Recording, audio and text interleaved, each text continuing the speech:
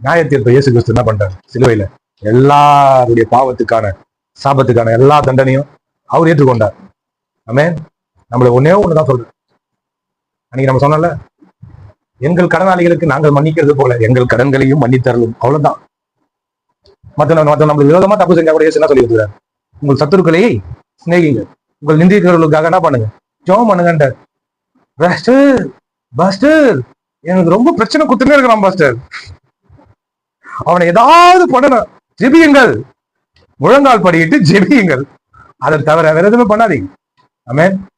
இது கூட தான் ஜெயிலுக்கு போகணும்னு ஆசையா தான் இருக்குது. அந்த மாதிரி வெறி வருதுன்ற ஆசையா இருக்குது இல்ல, வெறி வருது. ஒரே ஸ்கின் சீவிட்டு போயிலே இருக்கலாமா போல இருக்குது. அப்படின்னு ரோட்ல பார்க்கும் போதும் ஆள் பண்ணும் போதெல்லாம் அவ்வளவு கோவம் வருது. ஆண்டவர் சொல்றார், என்ன சச்சி பெருப்பா வச்சுக்கிற நீ தம்பி அப்படின்னு கேட்கிறாரு. என்ன சொல்லுங்க, நான் மறந்துட்டேன். இயேசு மன்னிக்கிறாருன்னு பேரை வச்சுட்டு நீ இந்த மாதிரி கொலை வெறியாடி, நியாயமா தர்மமா சரியா? இயேசு மன்னிக்கிறாருன்னு பேரை வச்சுட்டிய. இங்க சொல்றாரு, ஏன் சொல்றாரு இன்னொரு இடத்துல, மத்தேயு 7ஆம் அதிகாரம். இதுதான் பயங்கரமான காமெடி. நீங்கள் குற்றவாளிகள் என்று தீர்க்கப்படாதபடிக்கு மற்றவர்களை குற்றவாளி என்று தீர்க்காதிருங்க.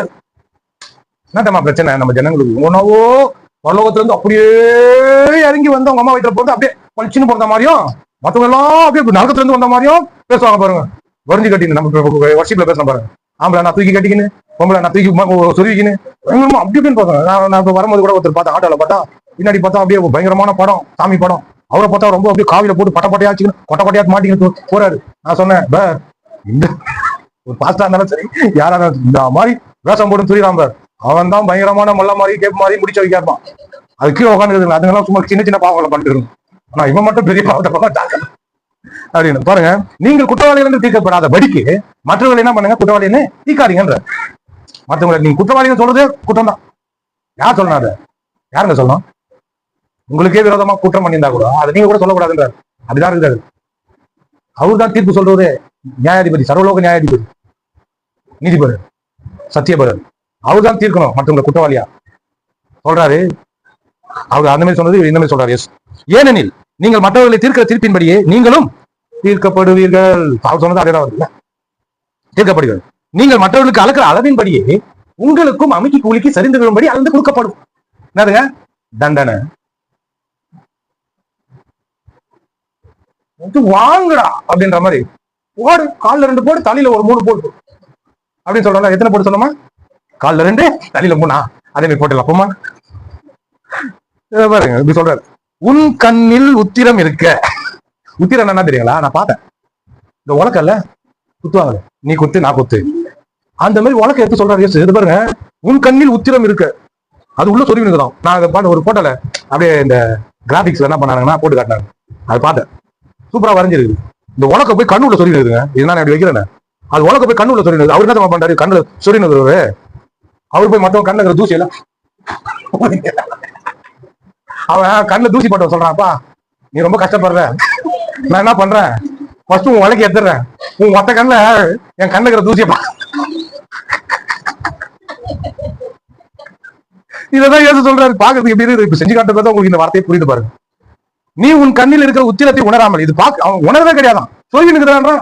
அதை விடுறான், உன் கண்ணில் பாடுறான் தூசிக்குதுன்னா, உன் கண்ணில் எவ்வளவு பெருசா சொல்லி இருக்கிறான் பாருங்க. உன் சகோதரன் கண்ணில் இருக்கிற துரும்பை பார்க்கிறது என்ன? இதோ உன் கண்ணில் இருக்கிற உத்திரம் இருக்கையில் உன் சகோதரனை நோக்கி நான் உன் கண்ணில் இருக்கும் துரும்பை எடுத்து போடட்டும் என்று நீ சொல்வது எப்படி? மாயக்காரனடா, இவாசம் போட்டு தெரியுமா? முன்பு உன் கண்ணில் இருக்கிற உத்திரத்தை எடுத்து என்ன பண்ணு, இதுக்கு விளக்கத்தை நான் கொடுக்குறேன். முன்பு உன் கண்ணில் இருக்கிற உத்திரத்தை என்ன பண்ணு, எல்லாருமே மத்தவனை பார்க்காத, உன் கண்ணில் ஒரு கண்ணில் சொல்லி நிற்குதா, ஒரு கண்ணில் பாருப்பா அவ்வளவு பத்தா சொல்லி நிற்குது அப்படின்ட்டு என்ன பண்ணு, எடுத்து போடு. பின்பு உத்திரத்தை எடுத்து போடு, தூக்கி போட்டு. சத்தம் கட்டுச்சா? போட்டேன். பின்பு நாங்க தூக்கி போட்ட பேரு, தூக்கி போட்ட பேரு உன் சகோதரன் கண்ணில் இருக்க துரும்ப எடுத்து போட வகைப்பார்ப்பா என்ற சொல்றேன். நம்மளுக்கு சொன்ன புரியல உங்களுக்கு? உலக துரும்பு அப்படின்னா ஒன்றும் புரியல பாருங்க. மற்றவங்களை நீங்க தப்பு பாக்குறீங்கல்ல, இது வந்து நிறைய கிறிஸ்தவர்களுக்கு இது நான் இந்த மெசேஜை ஷார்ட் வீடியோல பார்க்கணும் போடணும். மற்றவங்களை நீங்க பாக்குறீங்க பாத்தீங்களா தப்புங்களை, அது வந்து துரும்பு. அப்படி உங்களுக்கு வாங்க, மத்தவங்களுக்கு நீங்க இப்ப செஞ்ச தப்பெல்லாம் வந்து துரும்பு மாதிரி தான். ஆனா உங்களுக்கு தான் தெரியும் ஏகப்பட்ட தப்ப நான் பண்ணிருக்கிறது. நீங்க மத்தவங்களை பாத்தீங்கன்னு வச்சீங்கன்னா அது வந்து ரொம்ப பார்க்க முடியாது. எப்ப பாரு அவன் பின்னாடி என்ன போயின்னு என்ன பண்றான், ஏது பேசுறான், என்ன கேட்கறான் பாத்துக்க முடியும் முடியாத. அப்புறம் என்னத்துக்கு பாக்குற, துரும்பு என்னத்துக்கு பாத்துக்கிற, அலி மண்ணள்ளி போறான். துரும்ப என்னத்துக்கு பாக்குற, துரும்ப பார்த்தா கண்ணுல மண்ணு வந்துடும். என்ன இப்படியே பாத்து என்ன தப்பு பண்ணா தெரியுமா, அவன் பண்ண தப்பு பாரு. இவா ஆண்டவர் சொல்றாரு, உலக இவா எடுத்து போறவா உன் உலகைய காட்டு, நீ எவ்வளவு தப்பு பண்ணிருக்க உனக்கு தெரியும், உன் மனசாட்சி போது உனக்கு தெரியும். மத்தவங்களை பாக்குற பத்தியா அது வந்து கொஞ்சம் தான், அவனுக்கு தான் தெரியும் அவனை பத்தி. அதனால தயவு செய்து பாக்கல விட்டு. இதுல என்ன பிரச்சனைனா உனக்கு சொல்லி நிற்கிறான் பத்தியா, அவன் என்ன சொல்றான், என் உலக விடுறா உன் துரும்ப. அதனால இதை மட்டும் எல்லாம் புரிஞ்சுக்கிறாங்கன்னு வைங்களேன், அவங்க உலக எடுத்து போறதுதான் பார்த்து நிற்பாங்க. இது புரியாததுனால மத்தவங்கள்ட்ட வந்து உலக்கையா நினைச்சுக்கிறாங்க. இப்படி பேசும்போது எனக்கு என்ன தோணுது, எல்லா கண்ணையும் வந்து ஸ்டெம்பு தான் சொருவி நிற்கிற மாதிரி இருக்குது. பசங்க விளையாடுவாங்க கிரிக்கெட் ஸ்டெம்பு பேட்டு, அது சொருவி நிற்கிறது, ரெண்டு கண்ணையும் சொருவி நிற்கிறதா நான் புரியல இந்த வார்த்தையை கேட்டேன். என்னை பொறுத்த வரைக்கும் நான் வந்து ஏன் தப்பு தான் அதிகமா பார்ப்பேன் என்னை பொறுத்த வரைக்கும். ஆனால் தான் பேரை வந்து ஆண்டோடைய கிருபையில எவ்வளவு பேரை வச்சேன், நான் கிறிஸ்துவின் சரீரம்னு வச்சேன், தேவனுடைய ஆலயம்னு வச்சேன், அந்த மாதிரிலாம் வச்சு வந்து கடைசியா நின்றுட்டோம். ஏசு மன்னிக்கிறாரு பாருங்க. அதிகமா என் தப்பை தான் நான் எனக்கு என்ன பாத்துக்குவேன். ஏன்னா என் ஃப்ரெண்டு பார்க்கும்போது அப்படியே நாங்க கொஞ்சம் கூட்டமா இப்போ சேர்ந்துருக்கோம் பாருங்க, அவன் என்ன வாட்ச் பண்ணிருக்கான், ரகு உன்னை நான் வாட்ச் பண்ணே இருக்கிறேன். ஆனா மத்தவங்களுடைய இதை வந்து நீ தப்பை வந்து அதிகமா பார்க்க மாட்டேன். உனக்கு எதனா விரோதமா செஞ்சா கூட சரி, அதை வந்து அதிகமா நீ என்ன பண்ண மாட்டேன், கேர் பண்ண மாட்டேன், அதை நான் வாட்ச் பண்ணுவாங்க அப்படின்னு கசப்பு வச்சுக்க மாட்டேன்.